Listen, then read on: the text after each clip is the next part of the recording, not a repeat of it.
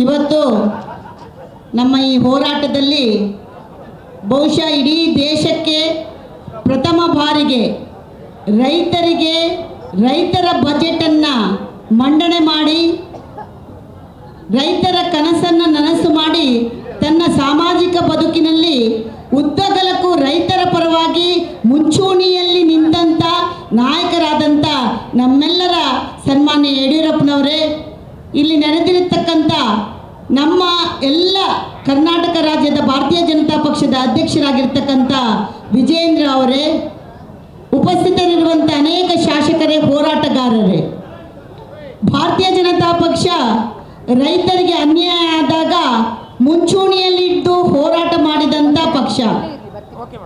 ಇವತ್ತು ನಮ್ಮ ರೈತರನ್ನ ನಮ್ಮ ದೇಶದ ಬೆನ್ನೆಲುಬು ಅಂತ ಹೇಳಿದರೆ ಕರ್ನಾಟಕದಲ್ಲಿ ನೇಗಿಲ ಹೊತ್ತ ರೈತನ ಒಂದು ರೈತ ಗೀತೆಯ ಮುಖಾಂತರ ಉಳುವ ಯೋಗಿಯ ನೋಡಲ್ಲಿ ಅನ್ನುವ ಒಂದು ಸಂದೇಶವನ್ನು ಇಡೀ ರಾಜ್ಯಕ್ಕೆ ಪಸರಿಸಿ ಆ ರೈತರ ಬವಣೆಯನ್ನು ಮನವರಿಕೆಯನ್ನು ಮಾಡುವಂಥ ಆ ರೈತ ಗೀತೆಯನ್ನು ನಾಡಗೀತೆಯನ್ನು ಮಾಡಿದಂಥ ಕೀರ್ತಿ ಈ ಕರ್ನಾಟಕದಲ್ಲಿ ಯಾರಿಗಾದರೂ ಇದ್ದರೆ ಅದು ನಮ್ಮೆಲ್ಲರ ನಾಯಕರಾದಂಥ ಸನ್ಮಾನ್ಯ ಯಡಿಯೂರಪ್ಪನವರಿಗೆ. ಇವತ್ತು ರೈತರಿಗೆ ಅನ್ಯಾಯ ಆದಾಗ ಅನೇಕ ಹೋರಾಟಗಳನ್ನು ನಡೆಯುತ್ತೆ. ಪ್ರತಿಯೊಬ್ಬರು ಹೇಳ್ತಾರೆ ನಾವು ರೈತರ ಮಗ ರೈತರ ಮಗ ರೈತರ ಮಗ ಅಂತ.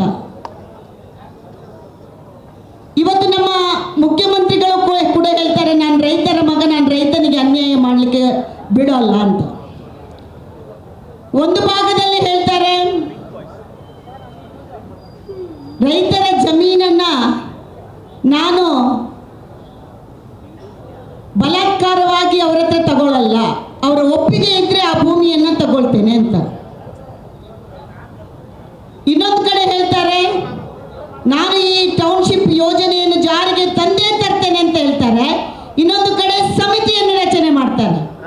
ನೀವು ಮನಸ್ಸಿನಲ್ಲಿ, ಮುಖ್ಯಮಂತ್ರಿಗಳೇ, ನೀವು ಮನಸ್ಸಿನಲ್ಲಿ ಟೌನ್ಶಿಪ್ ಮಾಡೇ ಮಾಡ್ತೇನೆ ಅಂತ ಹೇಳಿದ್ರೆ ಆ ಕಣ್ಣೊರೆಸುವ ಆ ಸಮಿತಿಯ ನಾಟಕವನ್ನು ನೀವು ಯಾಕೆ ಮಾಡ್ತಾ ಇದ್ದೀರಿ? ಈ ಪ್ರಶ್ನೆಗೆ ಇವತ್ತು ರೈತರು ಕೇಳ್ತಾ ಇದ್ದಾರೆ, ನೀವು ಉತ್ತರ ಕೊಡಬೇಕಾಗಿದೆ. ಈಗಾಗಲೇ ಹೇಳ್ತೀರಿ ನಾವು ಒತ್ತಾಯಪೂರ್ವಕವಾಗಿ ಮಾಡಲ್ಲ ಅಂತ. ಆಲ್ರೆಡಿ ಅನೇಕ ಹಳ್ಳಿಗಳನ್ನು ಜಮೀನನ್ನು ನೀವು ಕೈವಶ ಮಾಡುವಂಥ ಕೆಲಸವನ್ನು ಕೂಡ ಮಾಡಿದ್ದೀರಿ, ನೋಟಿಫಿಕೇಶನನ್ನು ಹೊರಡಿಸಿದ್ದೀರಿ. ಆದ್ದರಿಂದ ಇವತ್ತು ರೈತರಿಗೆ ಆದಂಥ ಅನ್ಯಾಯ ಬಹುಶಃ ನಾವು ಯಾವಾಗಲೂ ಹೇಳಿಕೊಂಡು ಯಾವಾಗ ರೈತರ ಬೆನ್ನೆಲುಬು ಹೇಳಿ ಆ ರೈತರ ಬೆನ್ನೆಲುಬನ್ನು ನೀವೇನಾದರೂ ಮುರಿದ್ರೆ ನಿಮ್ಮ ಮುಖ್ಯಮಂತ್ರಿಯ ಕುರ್ಚಿಯನ್ನು ಮುರಿಯುವಂಥ ಕೆಲಸವನ್ನು ಈ ಕರ್ನಾಟಕದ ರೈತರು ಮಾಡ್ತಾರೆ. ಆದ್ದರಿಂದ ವಿನಂತಿ ಮಾಡೋದು ಮುಖ್ಯಮಂತ್ರಿಗಳೇ, ಈ ಉದ್ದಟತನವನ್ನು ಅಥವಾ ನಾನೇ ಎಲ್ಲ ಮಾಡ್ತೇನೆ ಎನ್ನುವ ಒಂದು ಉದ್ದಟತನದ ಮಾತನ್ನು ಬಿಟ್ಟು ಜನರ, ಅದು ರೈತರ ನೋವಿಗೆ ಸ್ಪಂದನೆ ಮಾಡಬೇಕು. ರೈತನ ಮಗ ಆದರೆ ಪ್ರಯೋಜನ ಇಲ್ಲ. ಆ ತಾಯಿ ಆಗ ಮಾತಾಡುವಾಗ ಹೇಳಿದರು, ನಾವು ಉಳುಮೆ ಮಾಡುವಂಥ ಭೂಮಿ, ನಾವು ಉಳುವಂಥ ಭೂಮಿಯನ್ನು ನೀವು ತಗೊಳ್ತೀರಾದ್ರೆ ನೀವು ಉಳ್ಳಿಕ್ಕೆ ಏನು ದೊಡ್ಡ ದೊಡ್ಡ ಕಾಲೇಜು ಕಟ್ಟಡಗಳನ್ನು ಕಟ್ಟಿದ್ದೀರಲ್ಲ ಅದನ್ನೇನಾದರೂ ಅವರಿಗೆ ಬಿಟ್ಟು ಕೊಡ್ತೀರಾ?